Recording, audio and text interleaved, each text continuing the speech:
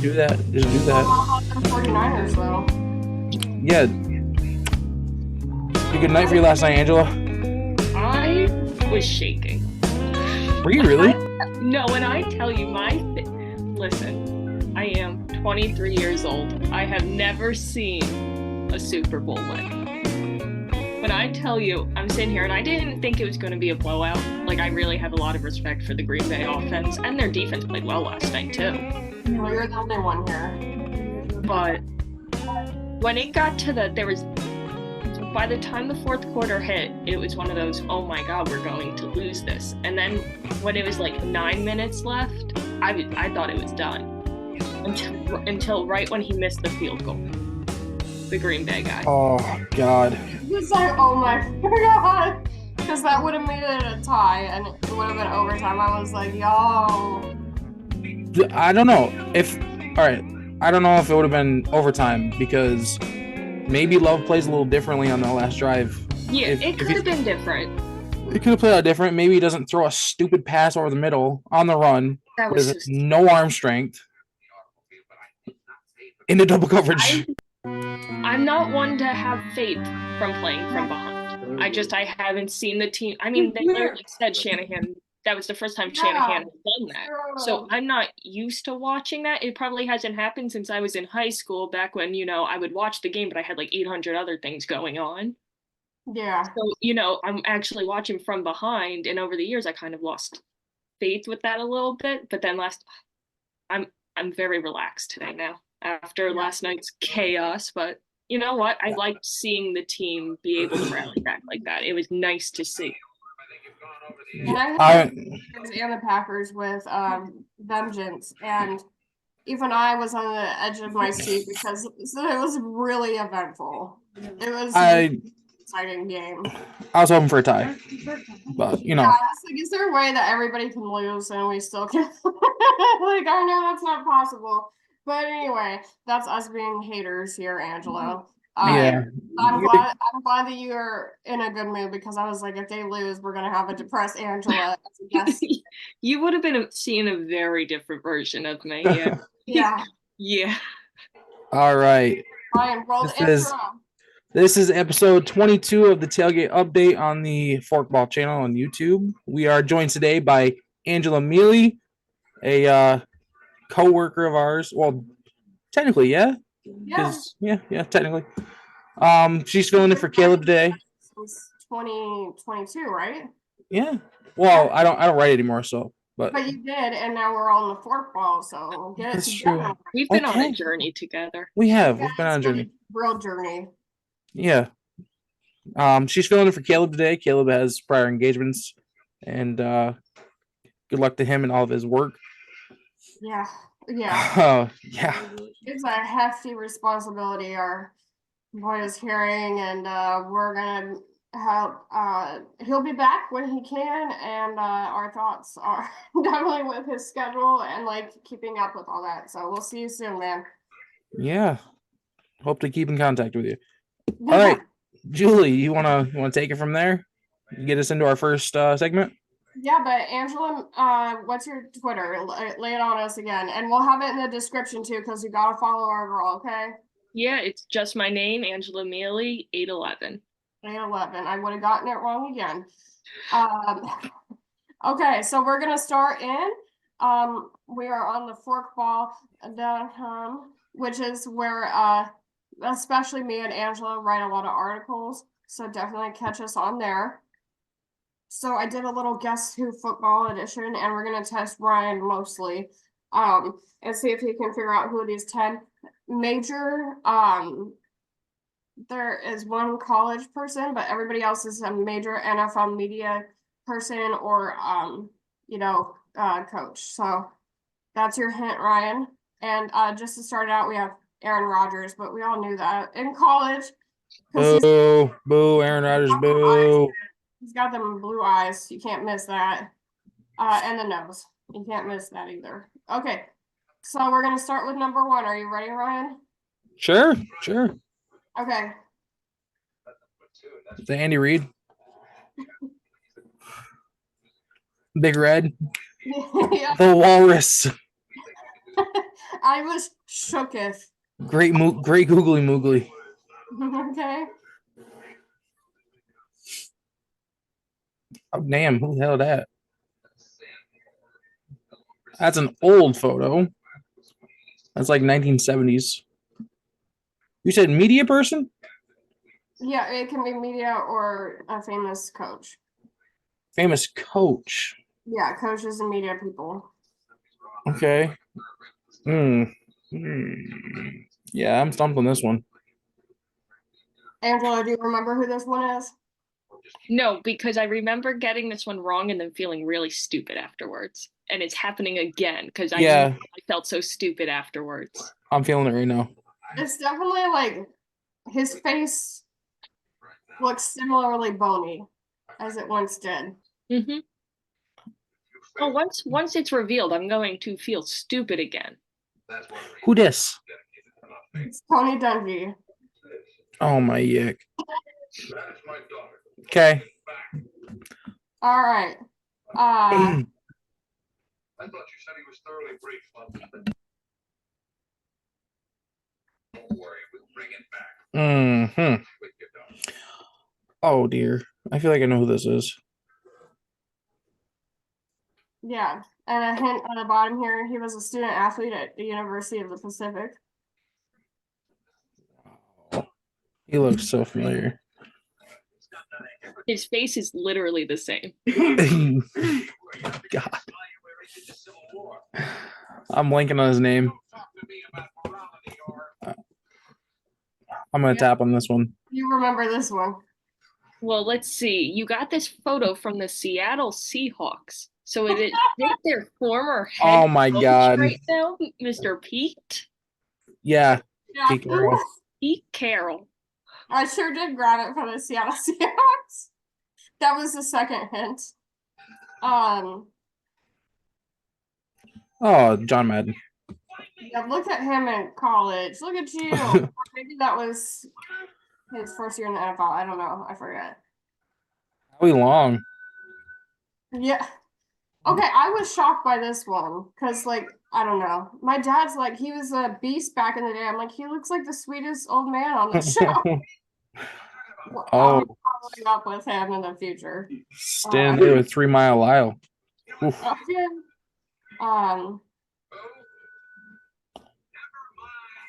Oh. I swear he looks like he signed a Declaration of Independence in this photo.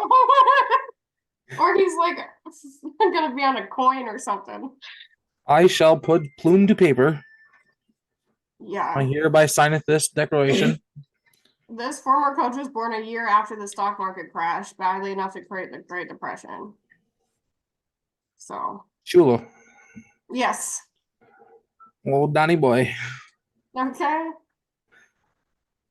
Oh dear. A hint is retirement. Like recent. Recent retirement. Mm-hmm. Like from coaching? Mm-hmm. Nick Saban? Yep. Look at him. Kind of looks almost the same, to be honest. He looks like he's a member of the Beatles or something to me. That's a Beach Boy. Oh. She has always been fabulous, but you never catch her without her readers nowadays. That's not helping me at all. I know who this is. And she's obviously in ABC News, which means she's a sports media person. Yeah, which means I don't watch ABC News. So.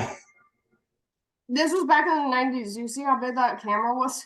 Yeah. You look at ABC News anymore. She's a major media sports person.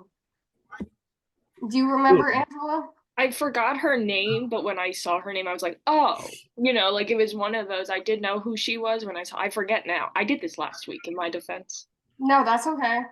This is Lisa Salters. Yeah. There you go. Oh, okay. That's why I was like, at first I couldn't remember, and then you hear her name all the time now. Yeah, I kind of thought she looks like a soccer mom now, but she was beautiful back in the day. She's still beautiful now, but I'm saying back in the day she was a knockout. Okay, I was like, okay, girl. I'll be honest with you, I don't even like watch to see their faces. I kind of listen to them. I don't either, but you can't listen. falters with the readers because she looks so dignified all the time. Was a sideline reporter in the 90s and worked for Fox for 25 years. And has worked. He's still currently working. If you think about the Fox halftime show, do you remember this one, Angela? I can hear his voice in my head, but I can't tell you his name off the top of my head. I can hear his voice though. He was just out there yesterday, y'all. You I didn't think get to. clearly watching the halftime show yesterday?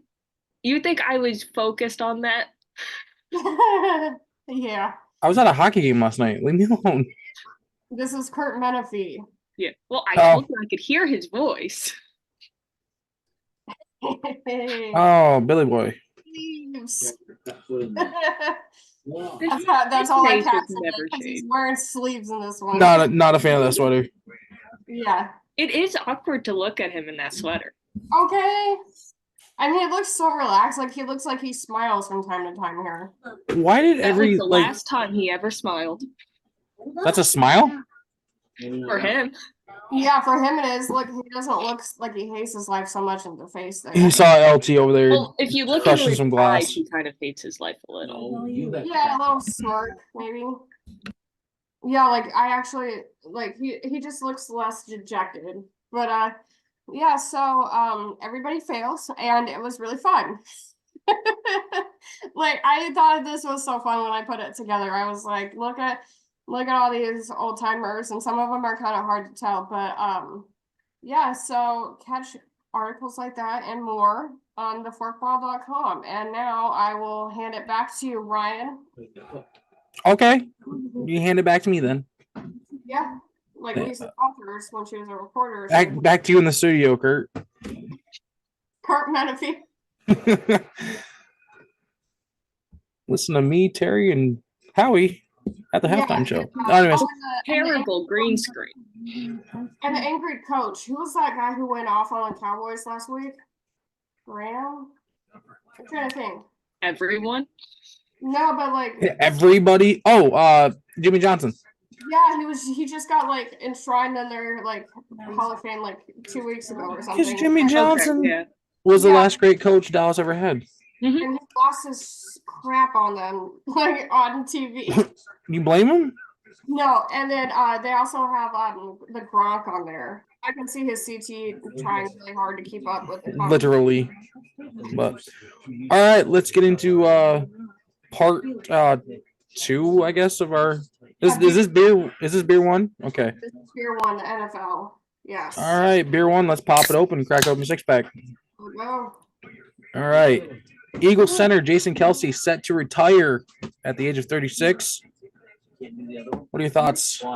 Did you hear? I read this on the media that every time he has to do a tush push, he says "fuck my life," and and Jalen Hurts can confirm that he does this every single time. It is because of Jason Kelce that Jalen Hurts looks like he's constipated every time he takes a snap.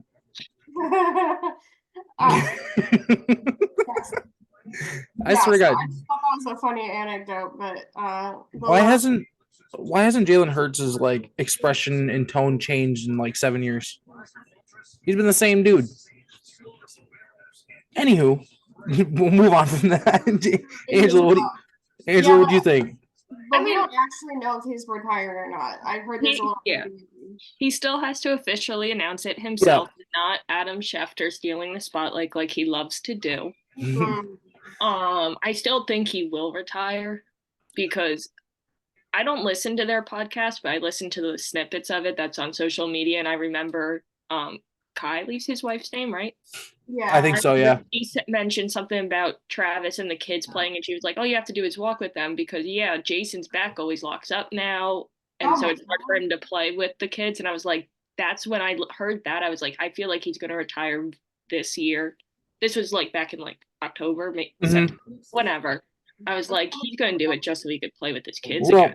Jason, I believe on their podcast, he said that he's not making an announcement yet, but he'll do it at the right time. Yeah, which leads me to believe that he's definitely retiring. yeah. Even if it's just a rumor right now, but And wasn't it Um, last off season he signed the 1 year deal just so he could like play the like when good for him. But I want him to do it himself. Adam Schefter needs to back off of all of these players and let them retire themselves, not run to chase the report. well, we've had this conversation too when we left Gridiron Heroics. The whole "I have to be first" thing. Mm-hmm. You know, Yes. we're sick of that. Yes. You know, Oh, I remember that one well. we're in that small corner of the sports media world. You know, and we were sick of it. You know, and that's why we left Gridiron Heroics, among other things. Yeah. It's But just I get wanting to be first, but at the end of the day, there's certain news like that's such a personal thing, Yeah. Mhm. environment, especially for a player like him. yeah, I agree. You know, it's not like it's like not that to take away from anyone's career, but it's not like it's one of those wide receiver threes who's been playing for the 15 years on multiple teams. Like he's been with the Eagles. Yeah. Mhm. Let him say thank you to the fans because those fans love him. Mhm. Let him thank his team, the city. Don't just say go and report it, even if we all know. Yeah. Even as a sports fan, I hate when reporters get something wrong Mhm. because they had to be first. Yes. I believe it's John Heyman that does that in baseball. When he had Shohei Ohtani going to Toronto, he was never on the plane. He was in LA signing a deal with the Dodgers. Yeah. I mean, I hate when they do that and you look stupid. Okay? You I look don't like a care. fool. At least say, "Oh, I'm hearing a rumor." If you Yes, say that, great. There's a rumor. exactly. Well, So I support if he decides to or doesn't. Although he looks like a lumberjack and like probably like tree chopping days are coming to an end, and his wife is hot, so he should probably like keep her around, and he might need to retire to do that. And so I fully support that too, because she Yeah. needs his back to work, and for the Julie, kids, come down over there. for the kids. So Damn. and so I fully support any decisions he makes. All And right. I love him too. He's so sweet. Yeah, I don't blame him for retiring. I mean, if I had to do 14 tush pushes in a game every week Okay, and he's And- just fun with life. But that is true. and like end up on the bottom of the pile with like 15 dudes on top of me, I didn't no. even think of that actually. What? How like obviously we all talk about how often he does it and how like everyone's like he should be credited with those touches. I just did not even think about the physical toll that took on top of everything. Yeah, Absolutely. He's the first one into the pile. I understand. It's just one of those I just yeah. I knew it was, but I just didn't think about that plus how often they do because I'm like the QB sneak's been around forever, but the way Mhm. they do it, that's like everything on him. Yeah, absolutely. So yeah, I don't blame him. Yeah, Heal up a Go- little bit. Or erase Go it. enjoy it. go take a nice vacation and rest your body for a long time. Yeah, Absolutely. but not so long that you get CTE. So like a couple of years, pack it up because you want to spend some time with your kids before you forget who they are. Yeah. Yeah, so kind of balance it out. But now sounds like a good time to start the retirement phase. Mm-hmm. So, all right, we'll move on to the next here. Tyler Higbee confirmed torn ACL, MCL in his right knee after a Kirby Joseph hit in the wild card round last week. Was this or was this not a dirty hit by Kirby Joseph? We'll start with you, Angela. So I'm torn on this one because I have no reason to defend the Rams and I didn't like the hit. But at the same time, we're taking so much away from defenses right now Mm-hmm. that I'm like, I wish he kind of was more sympathetic for the hit. Like after he did the hit, looked over and like was like, damn. Mm-hmm. Obviously, that was a high adrenaline game. Yeah. The way Higbee jumped, I wish he would have led with the shoulder pad a little more. Mm-hmm. I don't think it was a intentionally dirty hit though. Yeah. Really? I don't think it was, but I'm not like it was a legal hit, obviously. I don't think any player should ever go. I didn't like the hit. I was Yeah, annoyed you at the like- moment, but it I was- just, what are you going? I don't think there was anything you could have done. I mean, could have led with his arms more or something, but He could have easily wrapped him around the waist. Yeah, He no, had no. the angle. well, that's the whole thing. It's also like Higbee didn't jump that high. Higby didn't jump at all. He was in the air a little. He was bobbling the ball at the same time. Yeah, so I really think he should have gone a little lower Mm. and tried to grab it. And then I didn't like the aftermath where he was like, Stafford went to yell at him and then he started to flex. I was like, Yeah. dude, this is a guy clearly. We all knew that was an ACL tear. Even if you didn't know, turn around. Yeah, Turn around. absolutely. My point of view, you know, Worse said that, and I'm not phrased about this is why players are wish they could lead with their head or whatever instead of because they'd rather that than he was just saying that like because we've taken away the head, the players now have to use other head to head players have to use other body parts and go for other body parts. And I'm like, look at Numbnut. So he might have a knee injury right now that's going to affect his career, sure, but he will also probably remember and be able to like not drink through a straw like 5 years later because he didn't have his noggin completely destroyed. I'm like, and Right. now we ever advocate for more head to head because the health effects do not show up until later. Mhm. It cannot be in a moment where we're just thinking about the need right now. Okay, but like he has to live later. So Yeah. like I don't think that this is so when he made that stupid ass argument, I got so annoyed. I'm always so annoyed by Chris Collinsworth, but when he was like, shut up. Like the knee is less serious than your noggin.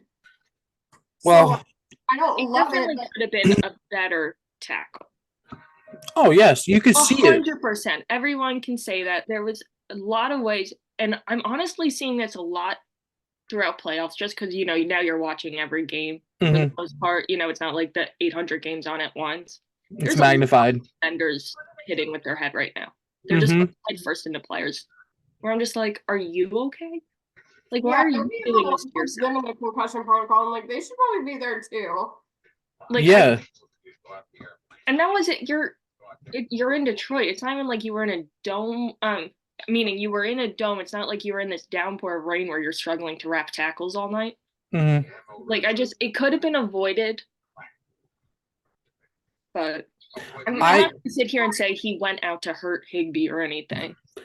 I wouldn't say that, but he ended Hawkinson's season earlier in the year with a dirty hit like that. Yeah. He So could have hit him. He could have hit him. You know, waist. He could have yes. used form tackling. No, he went for the knee. And before Higbee even makes contact with the ball, you can see him going for the knee. And Like he was you're going right. down. And that's why I consider it dirty. Okay. I can't argue it. Truly. Yeah, Like but I mean, at the same time, we can say you should have done it this way, but in the moment, it's hard to tell somebody you should have done it this way when it's like so specific how they have to do it. Okay, yeah, I understand that. But here's my problem with it. After the fact, Dan Campbell says we teach that here. So you that's teach going for the knee? That's the shit you teach, Campbell? That's what you meant by biting kneecaps off? I Give me a did not break. hear that part. Now, I get it if it's like a heat of the moment hit. Sometimes you don't use your head, even though you're supposed to as a defender. Football does require a lot more thinking than people think. But I could see, like, before you said that phrase about Campbell saying that, I could see why in the heat of the moment you're like, okay, he's definitely getting the ball. I'm going to just book it. Mhm. Once again, let's try to wrap the legs. Yeah. Like, I don't understand what the logic of just ramming the guy was. Well, Back in the day, when Jack Tatum hit Stingley, that was technically a clean hit, and it resulted in paralysis. I would Yeah. much prefer to have somebody with a knee injury than what we used to have when we had to when we used tackles that were more involved with the head, Chris. Mhm. And so, like, to me, this consequence is much lower than what used to be a clean hit and what used to be like good tackling form. So I think this is bound to happen, but the stakes are much lower than they were. Yeah. yeah, of course. You know, and again, though, Julie, I said it before. Chris Collinsworth is the dumbest guy on commentary. Like, I'm just saying, like, tackling is hard, and Mhm. not everybody gets it right in these new rules. But I will always say, like, a bum knee is better than a lot of other tackling firms. Yeah, of course. But yeah, let's move on to where the tailgate got it wrong. NFL playoff edition. So we did our brackets last week, right, Julie? Yes. I got all the AFC correct. NFC, however, I flunked. I went over on the NFC last week. Yes. Let me Yes. okay. Bracket because my memory is crap. Angela, did you anticipate how things worked out? I mean, bracket, but did you? Last week, early, like before playoffs started, early in the week, I had the Browns beating Texans until the injury reports started to come in, and then I did make a last minute switch. But I will say I did start ahead, I'll admit, with the Browns winning, despite I was rooting for the Texans because I love D'Amico Ryans. Very open. I love D'Amico Ryans and CJ Stroud. Yeah. So I'm very impressed by Texans, but not surprised. I was not ready for the Packers to blow out the Cowboys like that. No. None of us were. I don't know if you watched our episode from last week, but all three of us had Dallas by 3. Yeah. Or 14 to 21 point deficit for Green Bay there, but so I was definitely surprised by that. And then the Bucs, Eagles, I knew it would be close, but I did think Eagles were going to pull out the win. So yeah, we thought it was going to be close, but Tampa had other ideas. Yeah. And decided to blow them out instead. Yeah. I mean, I was certainly, so I picked the Browns, and it's mostly just because I'm getting on in years, and I appreciated seeing an old man play a young man sport and achieve it, because I feel like that means that I too can get off the couch and do whatever I want while napping. Stop it. So like I felt that in my heart, okay? So I just wanted that to be what happened, but it didn't, and I was okay with that because I like the Texans too. A rookie coach and a rookie QB, and they're both black. It was awesome and like very meaningful. And so like I got that part wrong. I was really hoping I got the Bills right. How I wanted it to. I really thought that the Bucs had no chance, even though I specifically said that I wished that they would, but I thought it was like a pipe dream, so I didn't oh no, I put Bucs in. Yeah, you had the Bucs going on, yep. Good job. I think you were you were 2 for 3. I got the Lions right, but I didn't get I mean nobody got the Packers, so yeah, you were mixed bag there, but you did better than I did. Well, we knew that was gonna happen, Ryan. On the NFC part, you did better than I did. But yeah, you were what, 2 for, you were 2 and, well, you were 1 and 2 for the AFC side, right? Yeah. Yeah. Yeah. Just a dream, you know. Yeah. I was going with Kansas City over Miami anyways, because Miami hadn't won a game below 40-degree weather in forever. So I know. Caleb, though, he's in the same boat as you. Yeah, we had the same. Yep. Me and Caleb think very much alike in this area. But your both of your Super Bowl predictions are still intact, so your bracket's not entirely busted yet. So yes, mine's gone to shreds. Because we're filming this on Sunday. What are you doing up there? Let's put our my cat. Let's put our predictions for who's gonna win today, Sunday. What we got today? We got Detroit and Tampa at 3:00. Yes. And then Buffalo and Kansas City Yes. in the new frozen tundra of Buffalo. Yes. At 6:30 at night, mind you. It's gonna be like minus 800. Yeah. Listen, at least it's 6:30 and not 8 o'clock. Oh my god. I was watching Mad Dog Russo was pissed. He was like, "Why are you putting the Bills and Chiefs at 6:30 in Western New York?" And he even said he understands the views. Yeah. But not be stupid. Put that as the day game. Yeah, absolutely. Like, it is a crisp, I believe it was like 13 degrees when I left the house this morning. Like, it's playoffs. Football fans are gonna watch at whatever time if they are around. Like, and they know to wear freaking bundle up. Yeah. Focus. Don't be stupid. I saw a guy without a shirt on a couple weeks ago at Buffalo. I was like, "What are you doing?" The Bills Because fans they be like to that. play hero. They like to play something. Mm-hmm. So that's where we got it wrong. So I'm praying that Buffalo makes it, although I'm certainly not confident.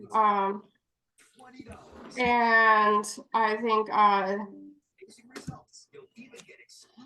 Yeah, Bucks or Lions, either one is good for me. I personally want Tampa or Detroit to face off with San Francisco. I think that'd be a great matchup. Okay. Only thing is though, I don't like Detroit's defense against San Francisco, and that's mostly because of CMC and not Brock Purdy. Angela. I didn't say anything. Listen, you can't deny that Purdy is probably the best quarterback we've had in a long time now.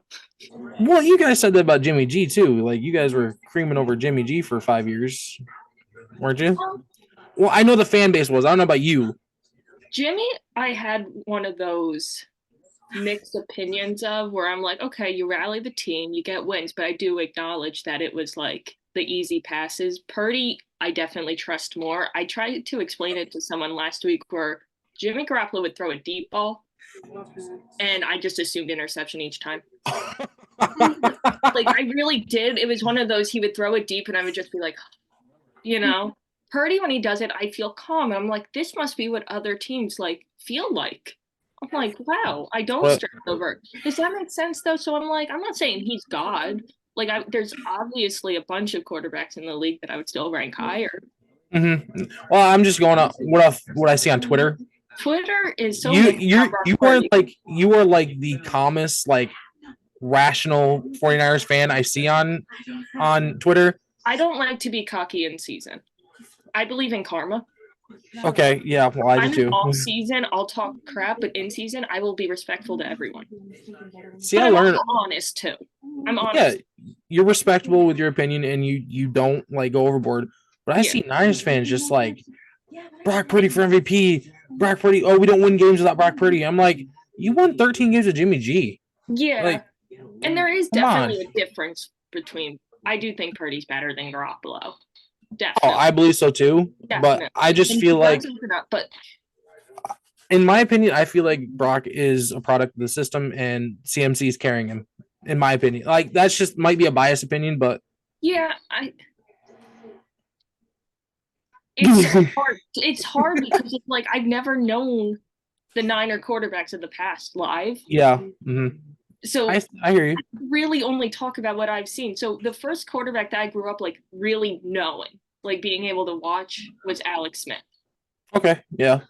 So then I went to Kaepernick, and I liked Kaepernick in the beginning before that shoulder, right? Mm-hmm. Shoulder, and then I was like, we got to move on. Like, come on, he's not doing well for us. And then I went through. That third was a while Nick Mullins' time.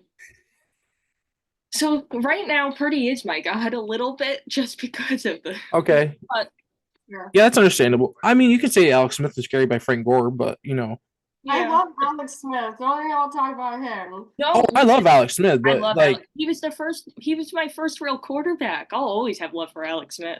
Yeah, and even when he was in the Washington Commanders, it was like I just saw like so much talent that was there and was probably much more there before the injury, but like I mean that was a real talent on the field. Like I really stuck around longer. But I know he wasn't safe, but I just feel like he was a sight to have a hold on the field. So he was a serviceable quarterback. Let's put it that way. He just wasn't that guy. Yeah, no, which is unfortunate because he was a great guy. And of course, in San Francisco manner, we also had quarterback controversy. Kaepernick or Alex Smith, because the Niners cannot just have one quarterback. Okay. Yeah. Then you guys went through it with what was it, Purdy or Garoppolo? It went Lance. It went Lance or Garoppolo. Then it went Lance, Garoppolo, or Purdy, and then it went Lance or Purdy. But don't forget Sam Darnold in the mix. Yeah. Right. Being a Niners fan is so much fun. Yeah, but okay, so let's move on to our next beer. Beer 2 here. Pop open that one.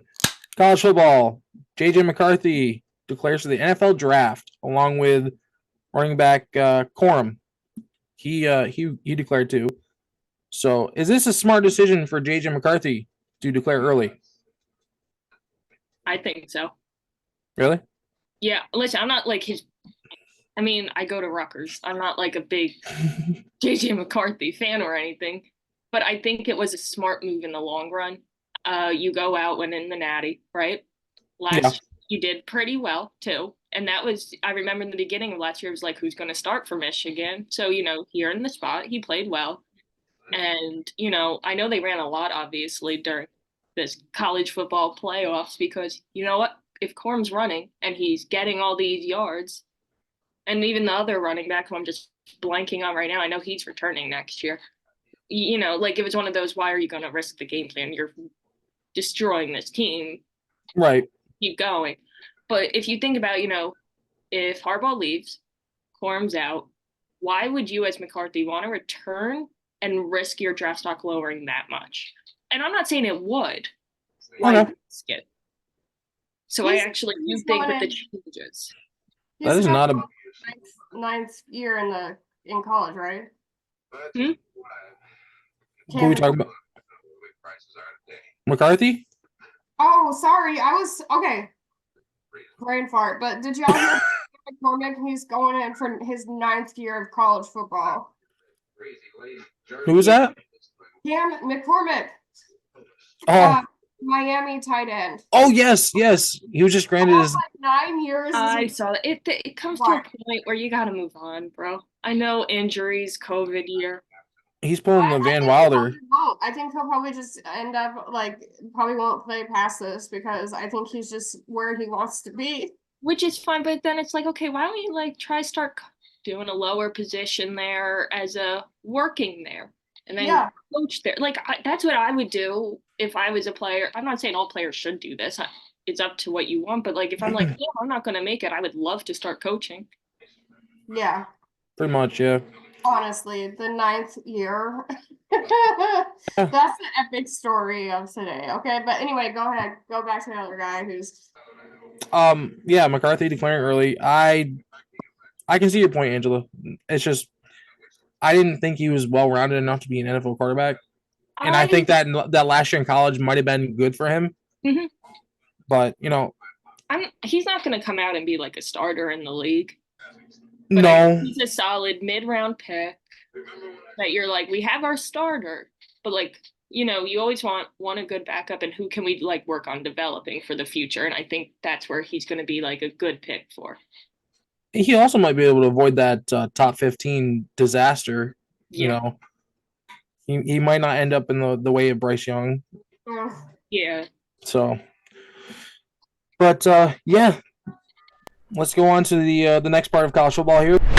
Bama losing their 6th commit after Zion Grady decommitted. Was this to be expected in the wake of Nick Saban retiring? I would say so. Yeah, I think so too. Yeah, pretty self-explanatory, right? I mean, you want to go and you want to play for such a. I mean, you get offered to Alabama and you really think you're going to have a shot to play. You want to play under Coach Saban. Yeah. And once he retires, which, hey, good for him. Congrats on your retirement. But the school's going to lose those commitments because they joined assuming that he would play under them. They would play under them. Yeah, I understand that. I saw it coming too. As soon as he retired, I was like, oh, they're probably going to lose a lot of commits. 6 though, and he's only been retired 2 weeks. Yeah, but listen, if they win again this year, now they have Washington's coach. I mean, if they start doing well and they show, hey, look, we can be consistent with what the program was, they'll start bringing them back. I think it's just go through your rocky year with recruitment. You'll bring it back if you can. Yeah, absolutely. Julie, you got any things to add? No, I've just been co-signing because y'all are pretty much saying what. There's only so much that can be said about this, but no, I'm not surprised, and this makes sense. Okay. All right, let's move on. Let's crush that one out. Pop open the next one. Where are we at? We at what? Beer 3? Yeah, Beer 3. So let's pop it open. The Oakland A's given approval from MLB and the MLBPA to receive revenue sharing money this season. Is this good? Good for the A's, even though they're moving out of Oakland. What do you think, Ryan? Honestly, the A's are a poverty franchise, so they need all the money they can get, I suppose. Doesn't make much sense. I'm still against them going to Vegas, so Perfect. what do you want to do? I don't even care about Oakland. Just as Don't either. I don't like it. The A's, just in general, are just kind of Yeah. they're there, whatever. But Oakland be like the sports capital, and now everybody's like, I'm out. so this revenue sharing is going to happen, even if a binding agreement to construct a ballpark in Las Vegas was not in place by the Monday deadline specified in the sports collective bargaining agreement, according to Las Vegas official. So good for Oakland. They're getting more money. Congratulations. All right. Former World Series winning manager Dusty Baker to join the San Francisco Giants front office as an advisor. Is this good for San Francisco, Angela? Yeah, I think so. I mean, I like when a former player, especially when goes to the office. I think I totally get you want all the business people in the front office, but I love when a player goes in because they know how a team should be run. Yeah. Like, I think, I mean, I don't really care about the San Francisco Giants. It's kind of my only team in San Francisco. But just to bring it back to San Francisco, I mean, Frank Gore was in our front office right now. I don't know what his official position is, but we started bringing him in. John Lynch was a player, as we all know. I like when you can, as long as it's not like he's going to be there and run every single thing himself. So I kind of like it. Not anymore. Okay. Yeah. I like it. I mean, We'll Dusty. see. Dusty's the man. Yeah. He knows the game, but yeah. I don't know. What's he gonna be doing as an advisor? That's what I want to know. That's the whole thing. You gotta kind of wait to see what ends up happening there. Right. Anything to add, Julie? It's baseball, so. Yeah, but and I'm a huge baseball fan, as we all know. But with Pete Carroll potentially being an advisor and John Elway being one for a long time, I just don't actually know exactly what they do, and I imagine it would switch from franchise to franchise, like how much each person. I really hope that Pete Carroll ends up coaching somewhere else because I'm going to make this about me right now. But anyway, like I don't actually know how much power that they get, but I think this sounds like a good move. So if they actually use him and it's not just like a fluff title. Yeah, Perfect. I think it's going to be one of those, hey, you have this position, you're not going to make the decisions, but we're definitely going to take your opinions into account. Yeah. Same with the Pete Carroll role. He's pretty much getting paid just kind of like eat cheeseburgers while sitting in the front office. Love If that. he doesn't like something, he'll let you know. Yeah. You ever think about trading for this guy? I wouldn't do it. I would. Hey, y'all got any more ketchup over there? Like, God. All right, let's crush that beer out. Let's open up the next one, beer 4 here. Right? Yep. Okay. The Detroit Red Wings say Patrick Kane's lower body injury is not related to his hip.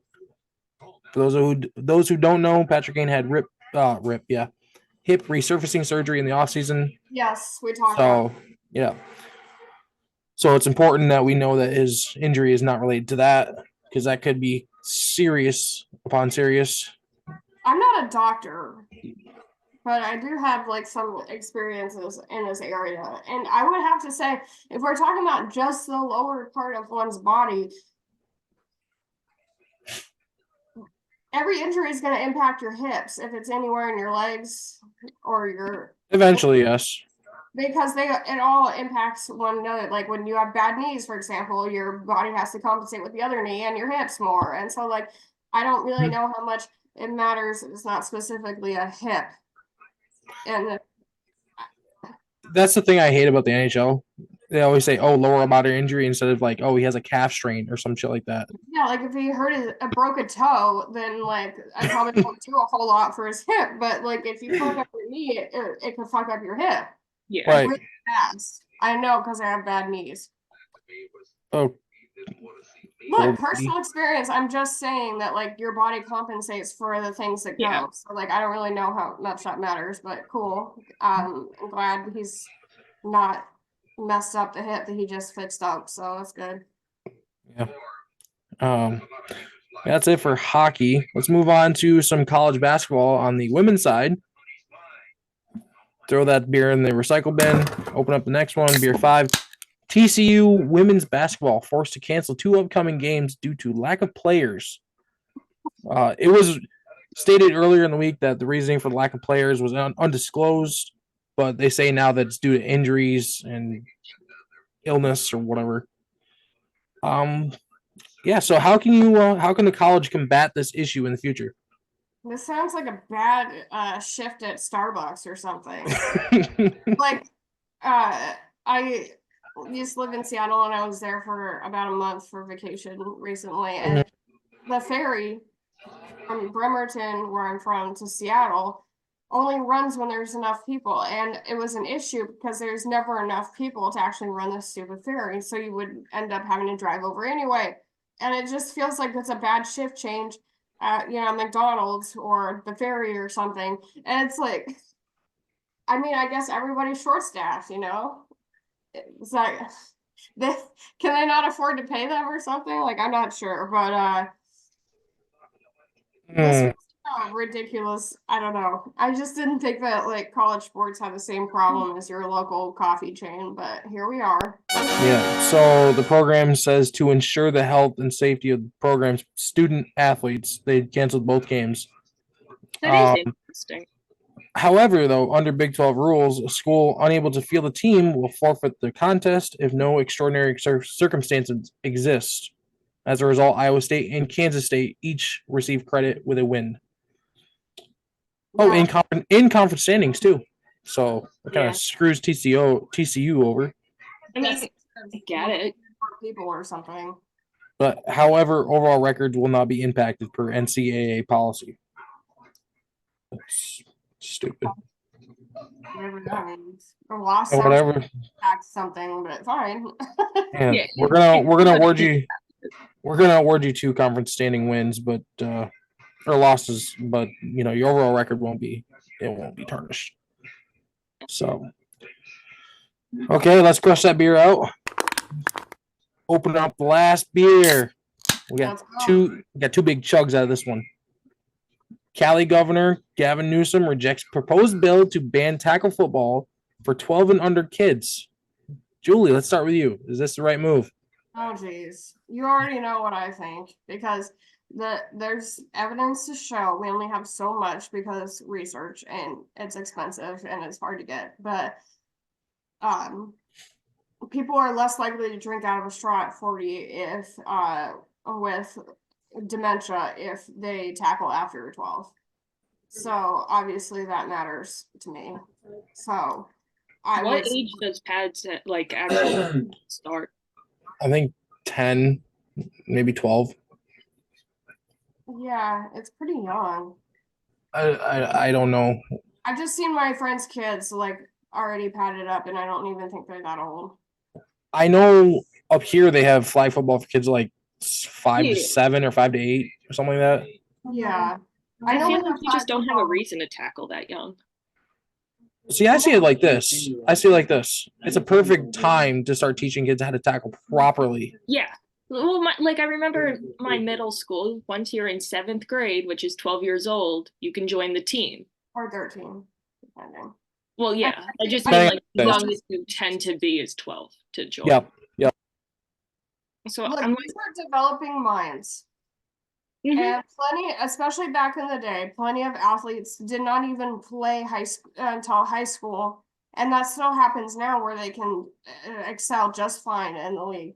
Yeah. Brain trauma so that you can learn how to tackle right just doesn't, it makes sense to me when we're talking about children with like the most sensitive minds. possible. And because we've seen even high school players die and have CTE already before they're even 18 years old, I think we can maybe rethink how we're viewing this one. So like I'm always a fan of delaying that, just because I like to see people remember who their wife is when they're 45. So Yeah. Like I get if you're, I mean, definitely if you're under 10, why are you tackling? Like, Yeah, you shouldn't. But they said 12 and under. Like I get 12 being the starting point, depending. Under, yeah, I meant 12. I just think that they should. that they mean 13 and up, basically, because 12 and Yeah. under. And I think like we have an understanding that once you hit the teen years, like things are a bit different than Yeah, definitely. So Newsom released a statement on Wednesday that said, "I will not sign legislation that bans youth tackle football. I'm deeply concerned about the health and safety of our young athletes, but an outright ban is not the answer. My administration will work with the legislature and the bill's author to strengthen safety in youth football, while ensuring parents have the freedom to decide which sports are most appropriate for their children." He goes on to say, as part of that process, we will consult with health and sports medicine experts, coaches, parents, and community members to ensure California maintains the highest standards in the country for youth football safety. We owe that to the legions of families in California who have embraced youth sports. So, I'm surprised he didn't do it, because he seems like a guy who's real progressive and like is on the cutting edge of trying everything new. So I'm kind of surprised he didn't, just on a personal level, but whatever. Like, I mean, I get it's up to the parents still.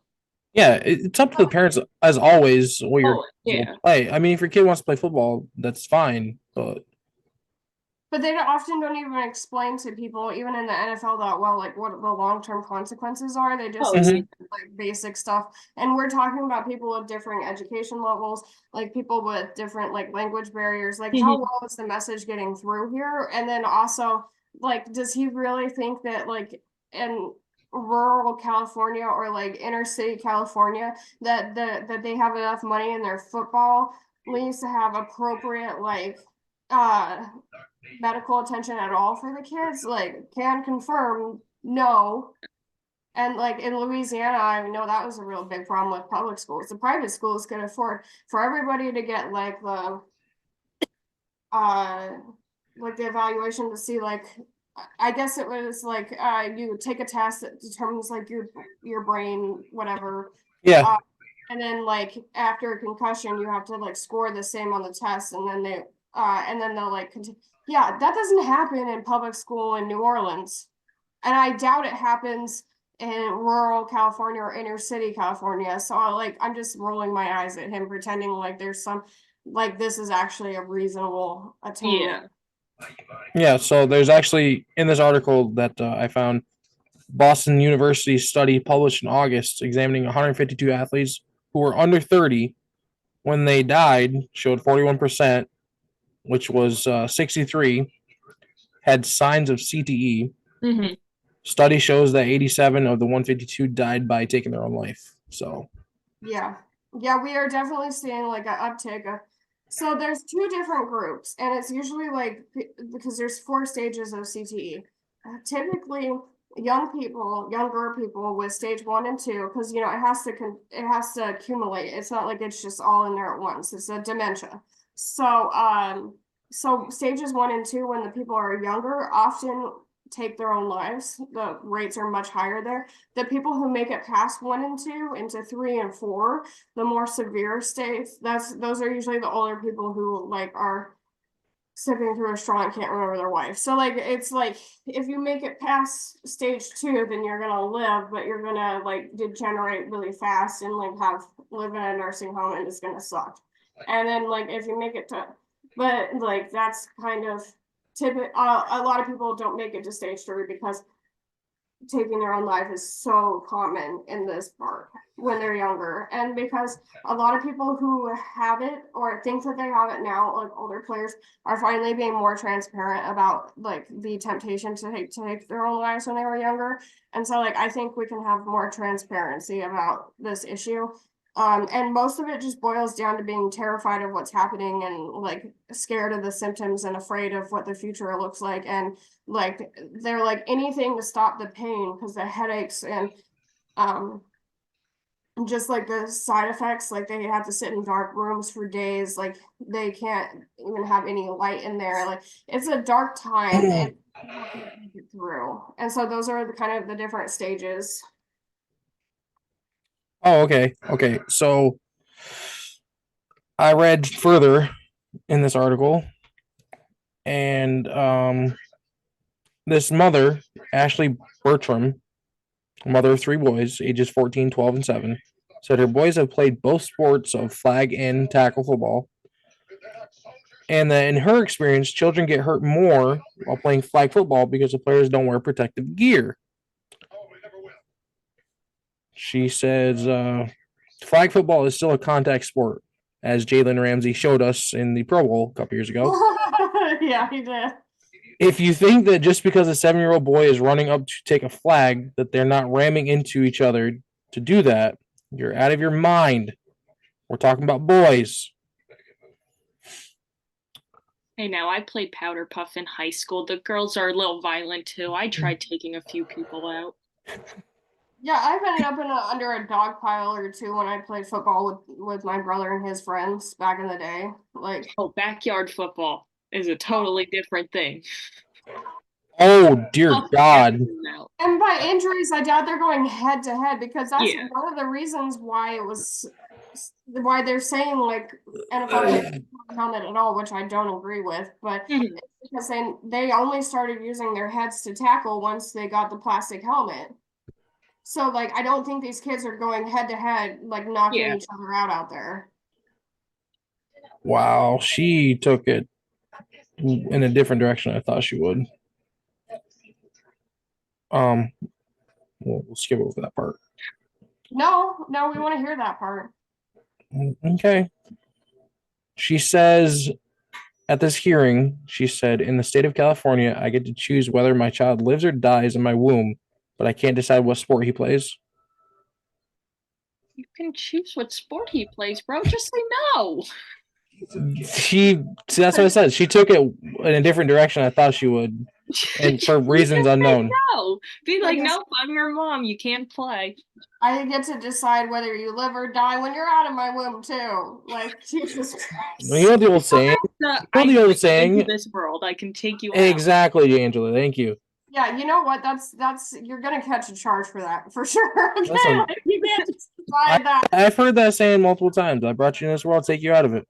Yeah, I told my nephew that a couple times, even though I didn't actually have him, but I'll still do it. But no, I'm just kidding. I would never. But like, I have told him that, and he's like, "Wait a minute," but I'm like, "Don't ask any questions." It's done. Okay. Pretty sure my mom told me that at least 103 times in one summer. So that's funny. She goes, mm-hmm. I bet. I would also say that, Ryan. Shut up, Julie. Okay, so let's get to the second beer before the playoff game, sure. Yes, absolutely. Okay, so the second part of the sixth beer, yeah. The second part here. Oh, the second part or second guzzle here. Amazon to partner with Diamond Sports as part of a restructuring agreement to help the largest owner of regional sports networks emerge from bankruptcy. What are your thoughts on that? Don't care? I don't know too much about it. Okay, so let me give you some very basics. And I don't trust Amazon in general because their money guzzling. That is true. With this whole Amazon Prime thing for Thursday Night Football's games, like, fuck off. I know most people have Amazon Prime at this point, but it's still stupid. You gotta. It's I dumb. know local games are still aired, but still. Yeah, so Diamond owns 18 networks under the Bally Sports banner. Those networks have the rights to 37% professional teams, 11 in the MLB, 15 in the NBA, and 11 in the NHL. Mm-hmm. Diamond Sports has been in Chapter 11 bankruptcy proceedings in the Southern District of Texas since it filed for protection last March. The company said in a late 2020 financial filing that it had debt of $8.67 billion, which means they broke. Terms of the agreement were announced by Diamond Sports on Wednesday. Amazon had no comment. It remains subject to approval by the bankruptcy court. So I'm sure Amazon will get their soul somehow. And while we're talking about companies, we can also mention that Sports Illustrated is on its way out, and I know we're all sad to see that. especially the swimsuit issue. Yeah, I mean, that was a pretty key part of every kid's childhood in the 90s, okay? And so, I mean, as a football historian, I often go back into their vault to look at different content and everything, and they're just sort of an icon, and so it's just really tough to see it go, but RIP Sports Illustrated. Yeah. Okay, so the agreement with Diamond Sports, it's going to be between the largest creditors. It allows to emerge from bankruptcy, allows the company to emerge, I guess, and continue operations and prevents a total collapse of the regional sports network system where NBA, NHL, and MLB would have to step in to take over production and distribution of most of their teams. Oh no, Rob Manfred might have to do his job. Huh. Oh no. Oh no. Heavens. I always say, as much as Roger Goodell has his issue, at least he's not Manfred. Or Silver. I could also Or say Silver. You're right. people, but it doesn't. People shit on Bettman, but I think he might be the best out of all the big four sports, to be honest. MLB had to take over production last year and distribution of the Padres and the Diamondbacks after Diamond let rights payments to the Padres lapse and was unable to agree to an amended deal with the Diamondbacks. So, Well, we will definitely keep an eye on this and keep everybody updated. yes. We have some playoffs to watch, and so we're gonna wrap it up here. But that's the end of our 6-pack for episode 22. Angela, thanks again for being a co-host. We will be asking you back, so please don't ignore me. Don't hit me with the ignore. I'll ask you to come back. Do not mute the notifications. Right, I missed that message. But again, make sure to check out her Twitter. I will get it wrong again. Wait, Angela Miele 11-8? 8-11. 8-11.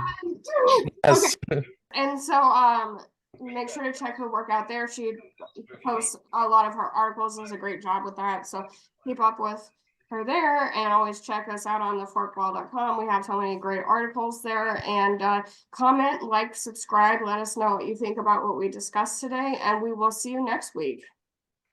Peace out, everybody. Contact.